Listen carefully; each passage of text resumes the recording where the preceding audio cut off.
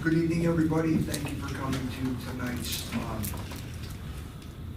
regularly scheduled town council meeting. We are here tonight in the assembly room. The community room is being utilized for the early voting required by the state of Connecticut, so we are in the smaller room this evening. Just a reminder, without microphones, we'll do our best to enunciate and keep things clear for the folks at home as well as the people in the room. Quick roll call, Ron Tisha, Joe Green, Sue Boyard, TJ Zagurski. Absent this evening is Ray Engel. He is in Florida, where it's even warmer than here, if that's possible. Fire exit notifications. To my right, directly out the door, through another door, and out the door to bring you outside and down the stairs. To my left, you exit, go to your right, and then to your right again, and that will take you out the main exit of the building, the main entrance. Next item is the Pledge of Allegiance. I pledge allegiance to the flag of the United States of America and to the republic for which it stands, one nation, under God, indivisible, with liberty and justice for all. Thank you. Items are indication. We'd like God to bless the town of Plymouth and the United States of America. Item 6 is accept the meeting minutes from July 20, 2026. This was the special meeting that was held. Is there a motion to accept the minutes? So moved. Second. Motion, Mr. Zagurski.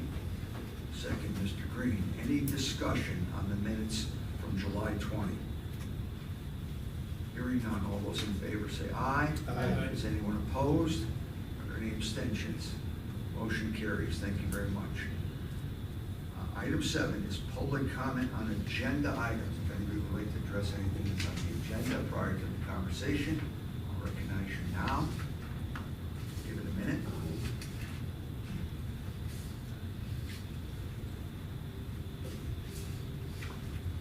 Short agenda this evening. If necessary, you can bring your comments in the non-agenda section as well. Any comments on agenda items? Seeing none, we're going to move to item number 8. I would like to welcome Lana Harrison from Valley Cog, the Montauk Valley Cog, which we are part of. Lana and her team are leading the plan of conservation and development for the town of Plymouth, and we would like to get some information, some update. Lana is going to share with us what's going on with that effort. Take a moment to make sure we're technically connected. I'll just give a little background while that's happening. There is a steering committee that participates in this effort that is made up of staff and citizens, a variety of citizens and staff. We commissioned, we meaning the town of Plymouth, commissioned this to be done by the Montauk Valley Cog back in, I guess, fall of 25 is when we entered into the agreement with the Valley Cog. For anyone who does not know, the plan of conservation and development is required by the state of Connecticut for each town to perform it. It's required to be done every 10 years. We're actually a little bit behind. Yeah, you're taking some of my slides. Okay. Well, I'm speaking from experience, but anyway, I will turn it over to Lana. Welcome, Barry, and thank you for coming this evening. It's all yours. Great, thank you so much. Happy to be here. I believe the last time this group may have heard from us, it would have been from my former colleague, Savannah Nicole, who has moved on. I believe she presented to you all last fall. But I'm Lana Harrison. My colleague, Emily Ritchie, also works with me on the plan of conservation and development. She is not able to make it tonight, so it's just me. Okay, so what we're going to talk about today, share the project team. We'll go a little bit into what a POCD is. I know that you're somewhat familiar, so I'm not going to spend too much time on that, but it will be a review. We'll explain where we are in the planning phases. We'll talk about what we've been doing with the steering committee, and we'll share a little bit about the takeaways that we've gotten so far from the stakeholder work that we've been doing with the steering committee and with our community, and then share what's next. So quickly, or perhaps new for some of you. So I'm Lana Harrison, Supervising Community Planner at NBCOG. This is Emily Ritchie. We are the primary project team, but we are well supported by additional staff from NBCOG, our mapping data and technology team, our communications folks, and then we also have people who work on the environmental, transportation, and brownfield side of things. And we have folks from all of those divisions who are participating in this process behind the scenes, but Emily and I are the ones that the steering committee will see first. So as Mayor Sikorsky mentioned, Plan of Conservation and Development is required by law. It must be adopted or amended at least once every 10 years.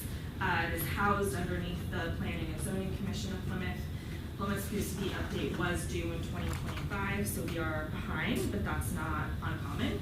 And there's a letter that you can submit, may have already been submitted to the state, indicating that, you know, if you're in contract with NBCOG, you're working on the POCD, it's going on. But more importantly, a POCD is an opportunity for the town of Plymouth to think about where you've been, where you are, and where you want to go for the next 10 years, and to essentially create a policy document that you can reference for a lot of your other plans and programs as you're making decisions about land use, and really what will benefit the community most. So some of the topics that we're going to be looking at are affordable housing and design choices, protecting existing and potential public surface and ground drinking water, preservation of agriculture, different mobility needs and transit accessibility, and just in general, what is the most desirable land use in the town of Plymouth for a variety of uses. All right, so where are we? So we have divided up this planning process into 4 phases. Phase 1 is the community assessment. This is looking at a lot of demographic data. This is getting a sense of what is important, what are the strengths, what are the weaknesses, what do we need to understand about existing land use and open space. Phase 2, we move into taking all of that data and then actually going through planning exercises and drafting. Phase 3 is when we do review, formatting, and design, and phase 4 is when we bring it back to the council for approval, to the planning and zoning for approval and review, and then ultimately adoption. So we are here, we are sort of at the end of the community assessment phase, and you may be like, why, how are we only in phase 1? But it's really phase 1 and phase 2 are the biggest phases of this process. Phase 3 and phase 4 are gonna go a little bit faster, so the bulk of the work is happening in phase 1 and phase 2. All right, so what have we been up to? We've been meeting monthly with the steering committee since March. So in March, we had an introduction, we did a process overview. In April, we put together a list of potential stakeholders to interview, and we ran that by the steering committee. We also put together a digital engagement plan, ran that by the steering committee. And then we also did an activity called Who is in Plymouth, where we gave the steering committee a very high-level overview of demographics of Plymouth, and then also asked them, who do you know in Plymouth, and what are some of the characteristics that describe the folks who live here? And based on those characteristics, what do those people need in order to have a good quality of life in this town? In May, we presented a list of targeted engagement opportunities. So this means we are planning to go out into existing groups in the community and piggyback on meetings that they may already have to be able to talk about the POCD with them. So we put together a list of those potential folks, gave that to the steering committee, and asked them to help us prioritize who we should reach out to. So they've identified the Terryville Lions Club, the Early Childhood Council, and potentially talking to a faith community as groups that we could go talk to at various points in this process. And then in May and June, we also did what's called a steeple analysis. You may have heard of something called a SWOT, which is like a strengths, weaknesses, opportunities, or threats. This is kind of similar to that. We were looking at sociological, technological, economic, I honestly cannot remember all of the letters of the acronym, environmental, but we were able to look at all of these different factors that may be impacting the town and think about what are the challenges and what are the opportunities according to each of those factors. So we did that in both May and June. And then July, our last meeting, we presented MBCOG's open space inventory, and we curated a handful of maps based on that inventory. And so this was our opportunity to look at what does open space look like in the town of Plymouth, and really just starting the conversation about open space. A lot of these topics right now in the community assessment portion are just to get the conversation going, to get an initial understanding of what folks think about Plymouth, and then that will give us a foundation to ask deeper questions and to do deeper research and revisit these conversations again. All right, so a few takeaways from the steering committee, and the map on the right here, that is one of our open space maps. I believe blue is protected open space, red is unprotected open space, and purple is undetermined. So a few takeaways from the steering committee. So they identified that we'd like to establish a goal for percentage of open space in the town in alignment with the state goals and policies and also best practices. We talked a lot about the need for sidewalk improvements and transportation connectivity throughout the town and to neighboring towns. There's been some comments about creating fluidity between Terryville and Plymouth Main Streets on Route 6. We've identified that a lack of housing options in Plymouth may prevent families and other people from either moving here or folks who do live here from staying here. And then lots of talk about revitalizing. All right, stakeholder interviews and stakeholder survey. You're getting a treat. This has not even been shown to the steering committee yet. We did a preliminary analysis from the survey and the interviews that we have conducted so that we can give you all a sense of what we're hearing from people, but there's gonna be much more for us to look at. So we held 11 stakeholder interviews. We had reached out to 17 people. We heard back from 11. We've heard from people that there's a good social network in Plymouth, but a lack of a cohesive town identity. We've heard that there is actually more sewer capacity than what is currently being utilized, so that will be interesting for determining development. We've heard that there's a lack of employment in Plymouth, that people tend to go elsewhere to work. We've heard that there's a need to attract younger families and working adults as the town of Plymouth is aging in population, and that's pretty true across most of the state of Connecticut. And then we've also heard that there's a need for additional community and recreation space. From the stakeholder survey, when we asked about top infrastructure improvements specifically for the downtown area, they were identified as road quality and maintenance, parking, sidewalk improvements, we're hearing a lot about sidewalks, and connections to neighboring towns. 53% of respondents agreed that Plymouth does have enough open space. 35% of respondents agreed that Plymouth should expand the type of housing that is available. And 41% disagreed that the needs of youth were being met. So some room for improvement there. Okay, looking ahead.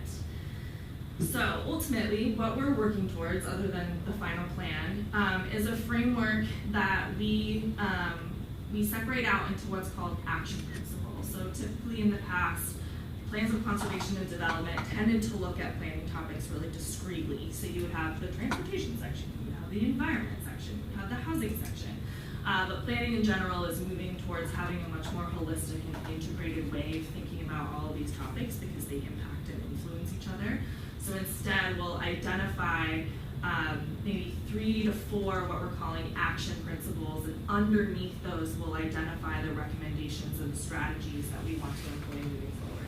So I pulled some examples from the regional plan of conservation and development that we're working on right now. So action principle number 2 for the RPOCD is the Naugatuck Valley region facilitates resilient environmental, economic, and social systems. So that incorporates obviously the environment, the economy, and sociological factors all into one theme or strategy. The third one is it prioritizes connectivity across transportation modes to encourage the movement of goods and people and access to services. And again, this one is mostly mobility centered, but it does incorporate the economy, it does incorporate other quality of life considerations as well. So again, these are not for Plymouth, this is for the regional plan of conservation and development, but this is to give you an idea of the types of buckets that we're gonna be looking at, and then housing strategies underneath. All right, so future planning activities that we will be undertaking, we'll be doing a land use analysis with the steering committee. We will be reviewing the community and stakeholder engagement with the steering committee in order to pull out some more data points for us to consider. We will be reaching out to those groups that I talked about earlier for targeted engagement. We'll be putting together a vision statement with the steering committee, identifying those action principles, and we will also be doing a youth summit as well. And I just breezed through that, but that's where we're at. That's what we've been up to. That's where we're going. I know that was a lot, so I'll take any questions or comments.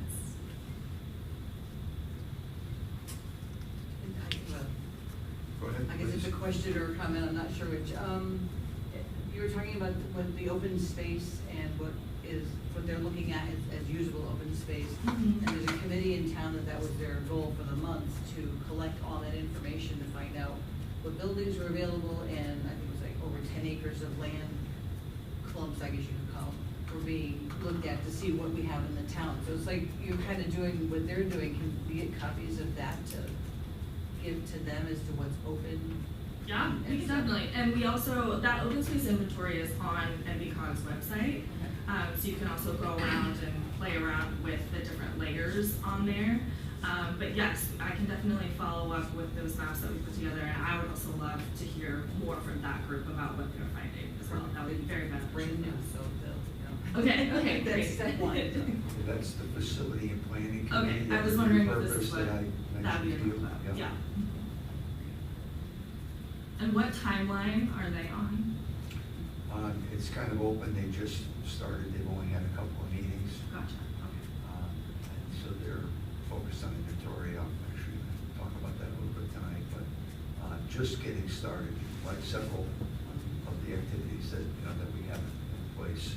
We have the brownfield evaluation, and some of those other things that are Okay. going on. That, just so the council knows, today, also we met with a representative from Valley Cog today, planner Craig Stevenson, to talk about the brownfields review and all the grant opportunities that are out there. So a lot of comments were made today about how do we intertwine all the various activities that we're looking at and combining them and working them into better leverage the plan of conservation and development in an effort to make that a more effective tool, not only for planning, but also for facilitating conversations with grants and helping build the case for Plymouth on, so I think it's important, although you're right, reads through it pretty quick, but under the covers, there's a lot of other details that folks are looking at to help us identify, where we want to go in the future. So it's a very important tool for that. So we're moving it along. I did have a question about the participation of the steering committee. Are we getting pretty good participation on the steering committee? I mean, I know staff has been there, other representatives from the various boards, but I know we have some members of the public. How are we doing? Are people showing up for meetings? Are we doing okay? We usually have about 5 to 6 committee members who show up, which is smaller than I think was the original assembled list. But I mean, it is pretty good that we have 5 to 6 people who are showing up on a regular basis. Yeah. Other questions? Council I got a members? quick question, Ron. I guess sort of with Margus too, there was a time where there was projects that were proposed in town and that we could not ultimately approve those projects because we could not extend sewers to those projects. Do you get into that or no? Have we gotten into it, or Yes. can we get into it? Yes. We haven't, but that's something that we can look at. Hasn't come up in our particular conversation, but Okay. knowing, what those projects. This goes back probably maybe 15, 20 years ago where we had developments where they were ultimately approved, but they could not be built because those areas of town were preservation, if you want to call them preservation areas, where they were only supposed to have on-site septic as opposed to sewers. Yeah. So I'm just curious if you get into that or Yeah, not. yeah. Okay. Your calls it Marcus. I'm listening. Well, the sewer thing has been a big deal. I'm thinking of Lucky Forest, that's the name of the Yeah. subdivision. Right, Access, I right, thought, yeah. sewage. Yeah, so it is interesting that in one of the stakeholder interviews that we learned that yes, there is, I think right now, like 1 million tons of sewage is being processed, but you have capacity for, I think it was 1.75, but it depends on the pumps. So like some of the pumps are at capacity and some of them are not. And so it just depends on what development is happening there. You're also spending a lot of money on sending the sludge out to get burned, and there's expected increase in cost there. So a lot of things to consider about how to make that system more efficient and cost effective, and also if you have, goals for expansion and growth, then also needing this. It's not just capacity, it's the ability for the infrastructure to sustain the flow and, Yeah. and the pumps and everything else, and then other potential cost increase that are coming our way. It's not just the, as a matter of fact, they came up with a developer's proposal, and they ran a bunch of numbers, and they're like, oh, you can do it. Well, yes, Yeah. capacity is there, but it's getting the support structure, and there's a lot of aging Right. infrastructure too, especially downtown, so a lot goes into it. It's not just about the amount. Right, yes. It's about getting it there too. Ron, did you have something? No. No? Okay. No.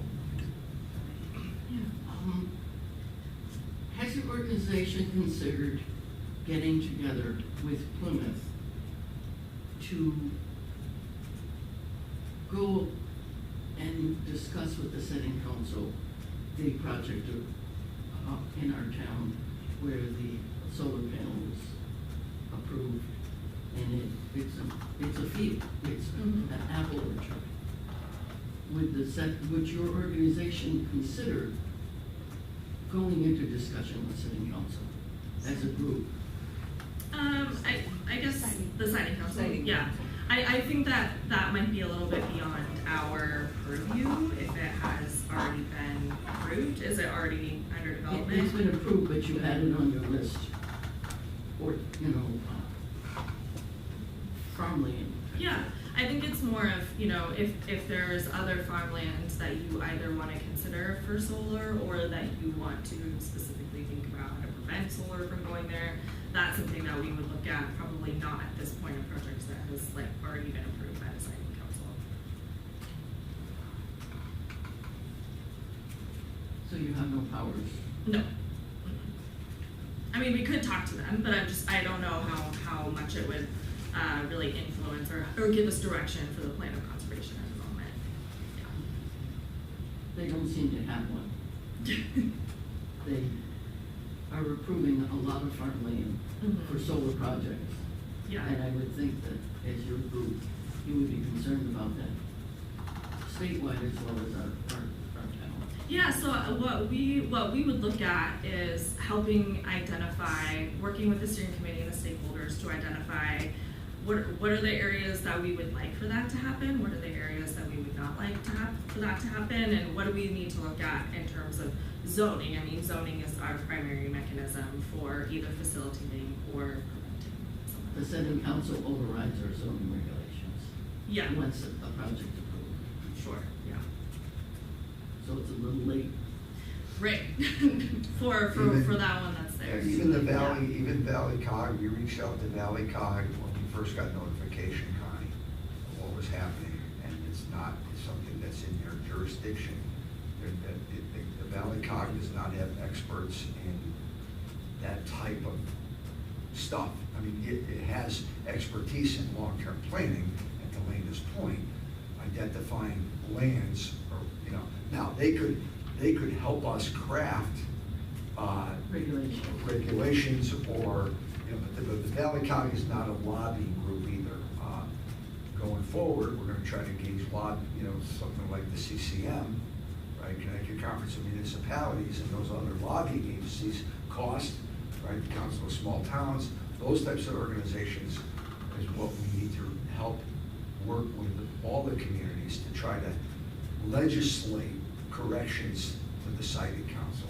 But as that process currently exists, as we discovered, very little the town in and of itself can do to debate with the siting council. I understand that. Yeah, so we're kind of in a tough place, but hopefully we'll, going forward, we'll be able to get more legislative changes. I know that there's some in the wings, but that's not really an area that we reached out to the Valley Cog, it really wasn't an area that they're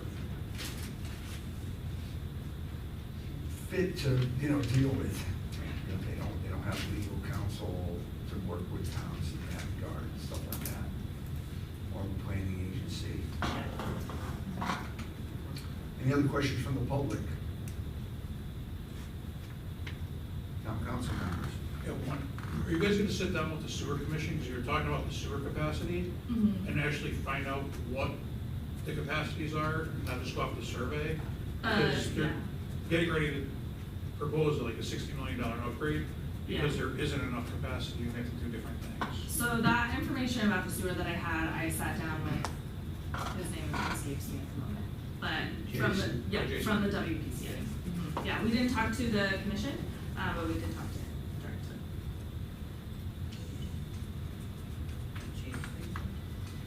Anything else? There was a comment that you made back earlier, about the drafting of our plan of our town, and I used the phrase something like in conformity with state statutes or something like that. Do we have to conform to state statutes in our town, or do we have no control? Or is that just completely out the window because we're a part of a COG? Yeah, so you do all town plans and also the regional plans, we do have to reference the state plans. So if there's an existing state plan for something, we do need to look at it, and we do need to make sure that, in general, that what the town and the regional plans are also in alignment with the state plan as well. But that can sometimes be very general. Like there are many instances where they're not prescribing very strict percentages or numbers. It's just that they're general ideas, and we do need to demonstrate that we've reviewed those, and that we're moving in that direction as well. But like, for example, the state of Connecticut has I think it's 21% open space goal for the entire state of Connecticut. That doesn't mean that the town of Plymouth has to have 21% of the town be open space. It's just, that's a state goal. That's not something that the town of Plymouth has to do, but they may have other best practices as it relates to open space and conservation that we will have to review and implement it.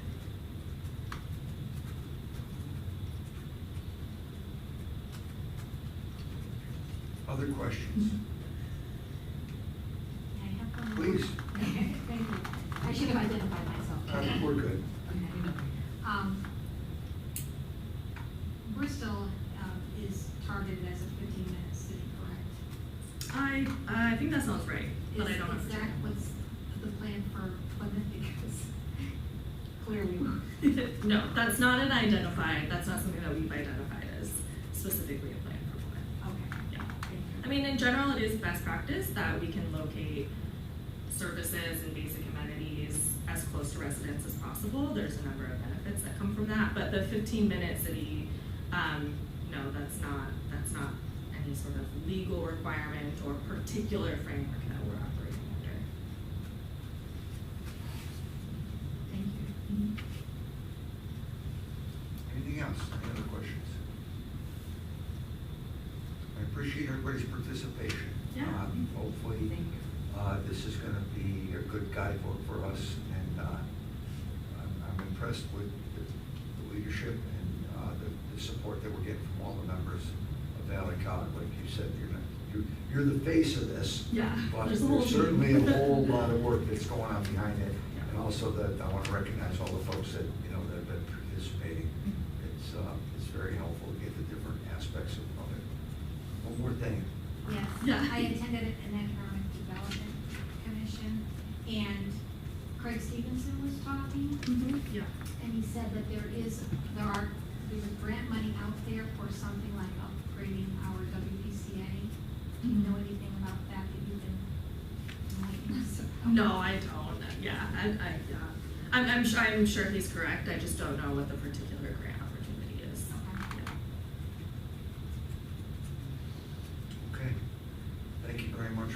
tonight. Send our best to Emily. I'm sure she'll get an opportunity to present. Yes, I'm sure she She will. gets- she gets She does a one. lot of work. If you've received any emails, you probably received them from her. Thank you very much. All right, move to item 9. We do not have any resignations this evening. However, we have 2 reappointments. These are both reappointments, and I'm pretty sure we got the information right for the applicant. So, one is for the historic properties, the other one is Housing Board of Appeals. They're both the same individual, Stephen Madera, who's served on both of these committees. These appointments are renewals. So I would entertain a motion for appointing Steve Madera to the Historic Properties Commission with a term ending August 1st of 2029. Is there a motion? So moved. Second. Motion Ron, second Joe. Any discussion? Any discussion? Hearing none. All those in favor of the appointment say aye. Aye. Anyone opposed? Any abstentions? Motion carries. Thank you. Okay, the second appointment is also for Stephen Madera from the Housing Board of Appeals with a term ending September 1st, 2028. Is there a motion to reappoint Stephen Madera? So moved. And that would be Joe Green gets that one. I'll second it. And the second would be from Sue. Thank you. Any discussion? Any discussion? Hearing none. All those in favor say aye. Aye. Anyone opposed? Any abstentions? The motion carries. Thank you, everyone. Item 10 is the mayor's report. Not too long tonight, but let's get through it anyway. Okay, this evening's mayor's report will cover 4 topics: town hall renovations, facility planning, finance department activity, and some road repair updates. Regarding the renovations of the former senior lounge to be utilized by the Plymouth Police Department. The facilities crew, the town employees, have removed all the shelving and furniture from the main area. They also cleared the attached storage room of the various materials used by Park and Recreation and other items that were being stored there.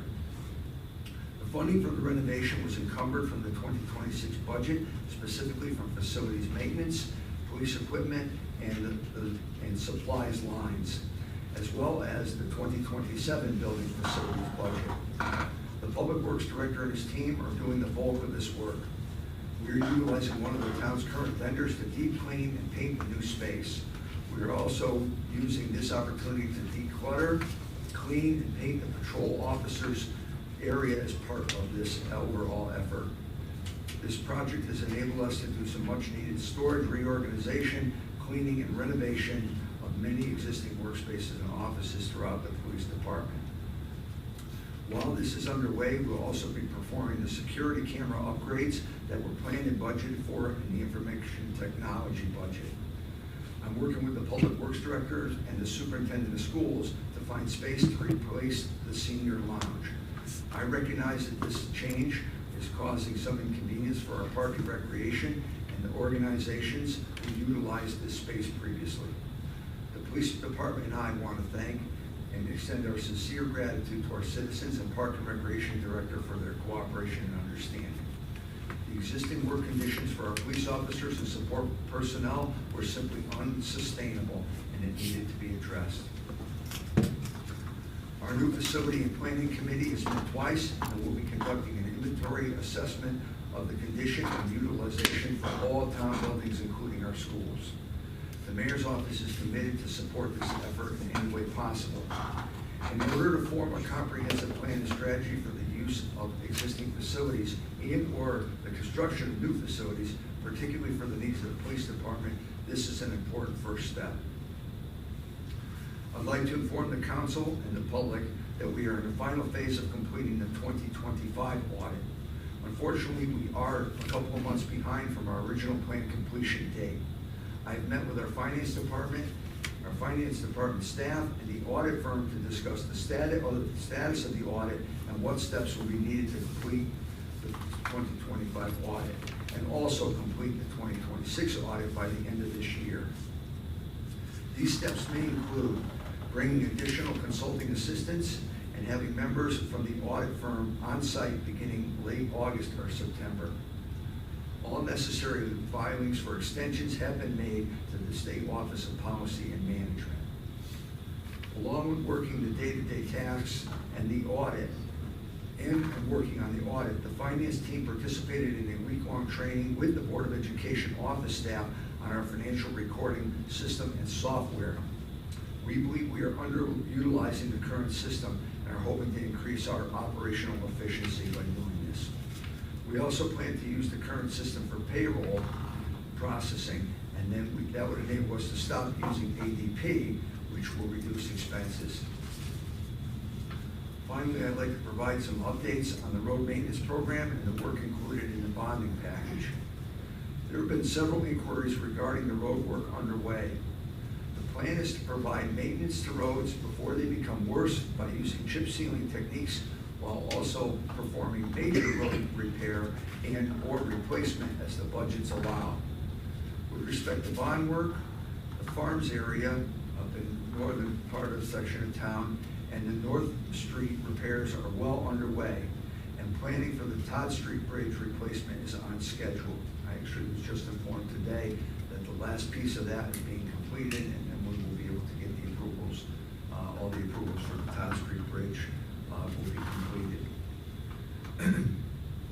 I'm happy to report that all the openings in the highway department have been filled. We are fully staffed.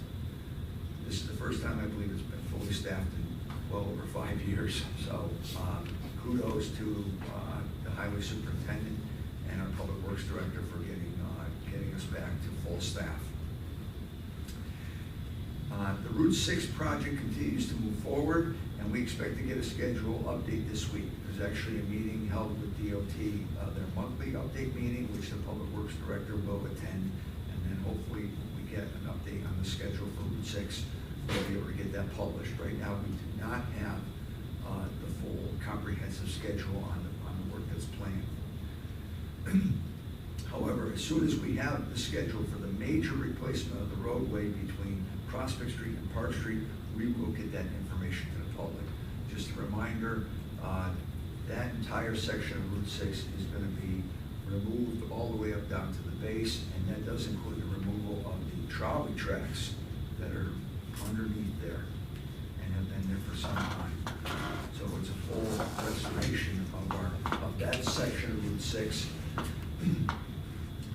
A reminder, this work will be done nightly, and the detours for through traffic will be set up each night. It is our plan to set up detours to bypass through traffic to completely avoid the center of town overnight. Local traffic obviously will be permitted, but as you can imagine, there's a lot of details involved with setting up those detours. And then the regular traffic flow will be restored daily. So the initial estimates that we had was this was going to be 6 to 8 weeks. Based on what I'm personally seeing and the time that it's taking them to complete it, I would think it's probably going to be longer than that. So I will continue to provide updates to the council and the community as soon as we get them. We're going to have to exercise some patience as we go through this final phase. I am confident, though, that this major restoration work will be completed before the snow flies, at least this section of it. There's also been a lot of inquiries about what they're doing, why is it taking so long, what's going on.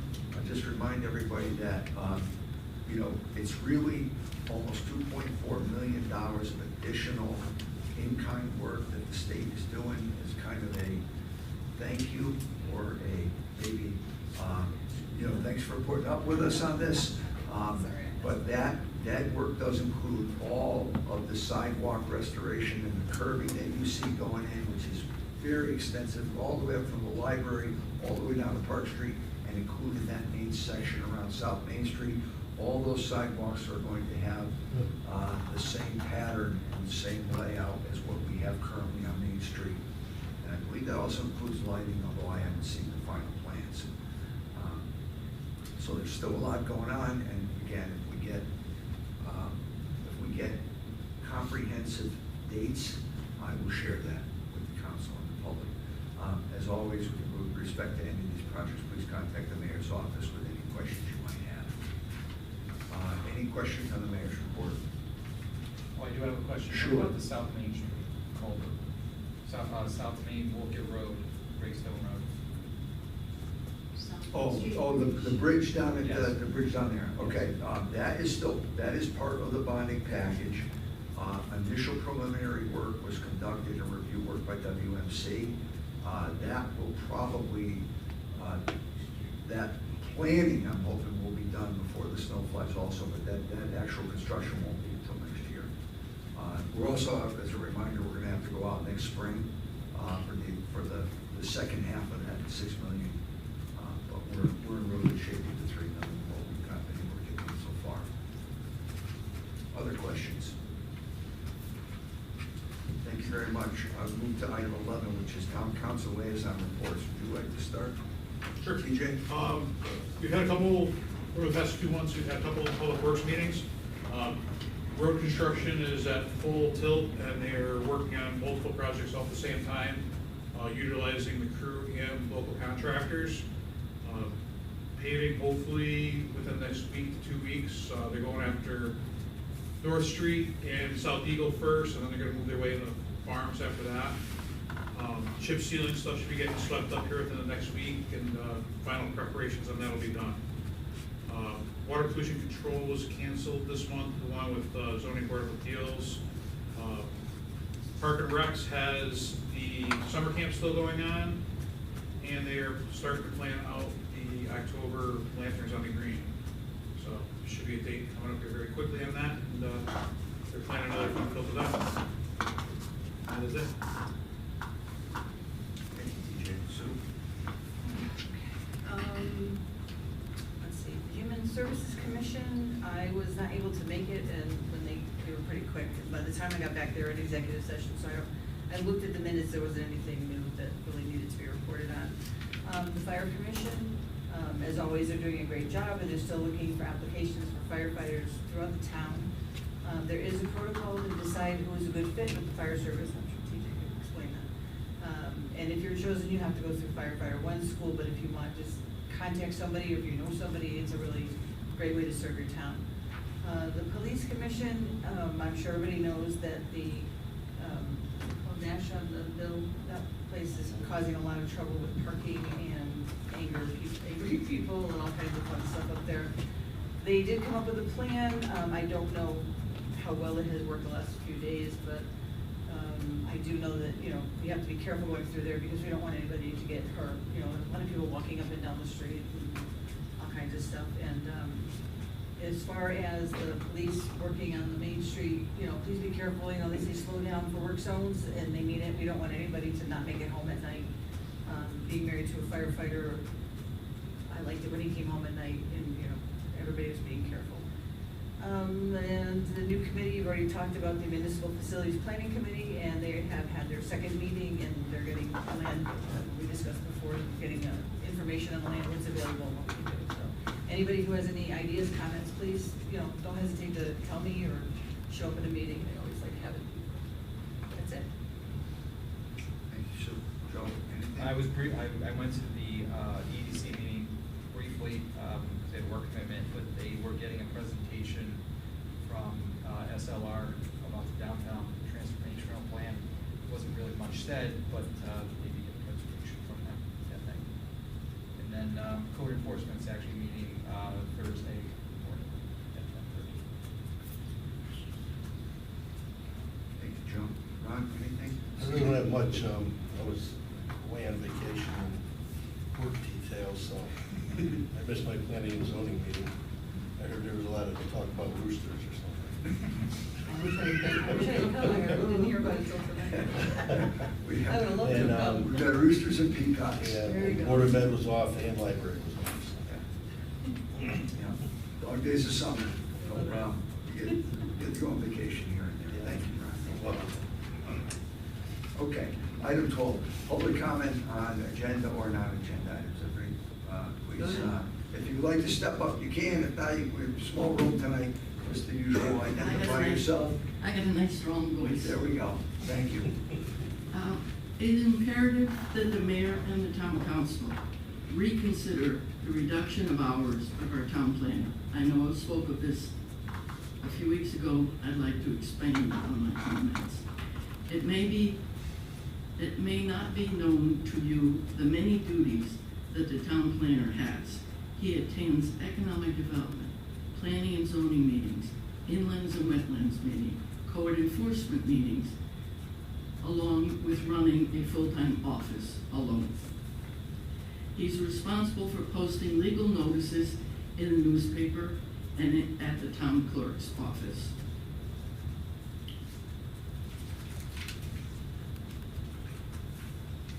Also, he overlooks many applications that must be reviewed to check on the compliance to planning and zoning regulations. Every time the rules may be violated and there is no accountability, it opens the door for both large and small potential problems. As a member of Planning and Zoning Commission, we receive numerous emails for the upcoming meetings.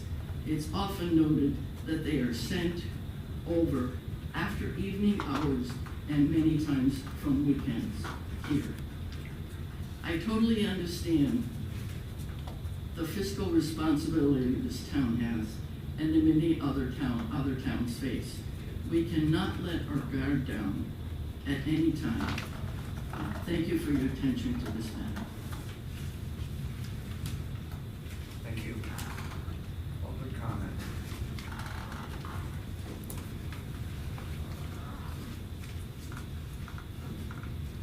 Patty DeHuff. Mayor Sikorsky, I just want to say thank you for allowing members of the public to ask questions of Lana. Yes. From the Naugatuck Pod. And I think that's very helpful to the town council when the public can respond. Now, before, back in the day of, you all remember, I'm forgetting, Mayor Festa. Under Mayor Festa, the public in our charter was able to have input throughout the meeting, exactly as what happened when we were addressing the topic of the COG. And that allowed people who had expertise on a particular matter to be able to offer their input so that you guys who may not have had expertise on the topic at hand could make a well-informed decision. So our charter took that, we took that out under the merchant administration. You guys can do it under council rules and procedures to allow the public to attend and, to ask questions throughout the meeting. The other thing I wanted to suggest is that public comment for non-agenda items be moved right after, in the agenda, up in the agenda to right after public comment for agenda items. Only for the sake of people know when the town council meeting starts. They don't know when it's going to end. Do they come at, whatever the time is now, 10:08 to do public comment for non-agenda items? Or do they can pretty much anticipate they'll be able to speak. If they arrive at 7, they'll be able to say something by 7:30, and then if they need to go somewhere, they can't. So those are the only comments that I have. But thank you so much, Mayor, for letting the public speak. Thank you for your comments. Any additional public comment? Melanie Church, 328 Main Street. A number of things. The charter is not being followed. If you go and you read, it's not the mayor to make the decision, it's the council. The council is our legislative body. If you want it changed, bring forward the charter. Have it reviewed, but that is not what it says. And it also says the council cannot diminish the responsibility of the mayor, nor can the mayor diminish the responsibility of the council. And that is not happening. There's last minute letters that go out and say, here, we're taking this. And this whole long spiel on why they took it without at one moment of following the charter. It is not a one-person group here. It is a number. And the council has the right. The council is the boss of the mayor. And the council directs the mayor. If the mayor wants extra money, he needs to go to the council, and the council approves, and it goes to the Board of Finance. And if the Board of Finance says no, what happens is the majority, it has to be a super majority in order to pass. This is right in your charter. How many of you have a charter? 2 people. So the other people should have one. It's also online. Huh? It's also online. so- I realize that, but you should have it. It should be sitting right here with you right now. You know, this is what you refer to when you have questions. This is the law of the land. This is what Terryville and Plymouth was built on. And you know, there was gonna be transparency. There is no transparency. It's after the fact. And that I have a problem with. And a lot of other people do too. I think that this needs to be rectified and brought forward, and we can't keep waiting. What it says, October 15th is when our audit is supposed to be completed into your office. And it has not been done since Vinnie Festa died. And that's 12 years. And what's happening is we don't know where our finances are. And money is being spent. And I'll give you one example of that. Under the extra duty fund, the town's departments are not supposed to be paid. And they're paid. And they paid. And they paid big money. When you look at the sewer department, ask them how much they put out. That is not in their budget. Look at their budgets. You people vote on the budgets. Those are the things that are important. They're important to the taxpayers. And I realize a lot of people, a lot of officials feel taxpayers don't count. Well, to me, we put in most of the money. And, you know, you worry about everybody else and what they get, and hell with the taxpayer.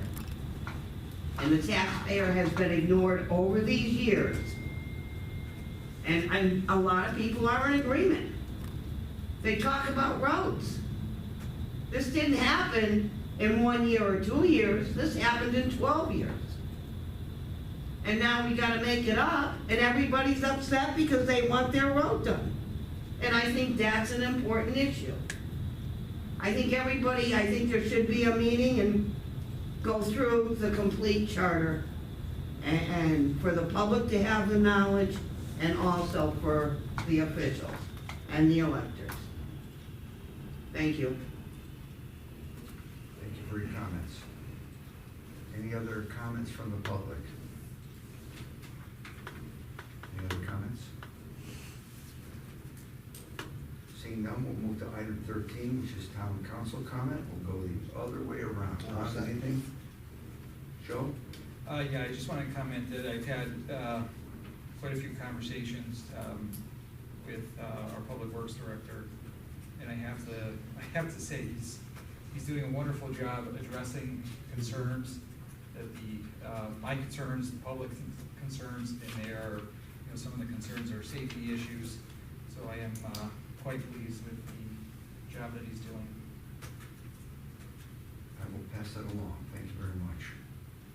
Sue, any general comments? No, I'm good, thank you. TJ, anything? And a couple of other things. Sure, please. Do we have any update on the negotiation, that property next door that we talked about last meeting? The selling price is still under conversation. They have asked for a deposit to hold that property.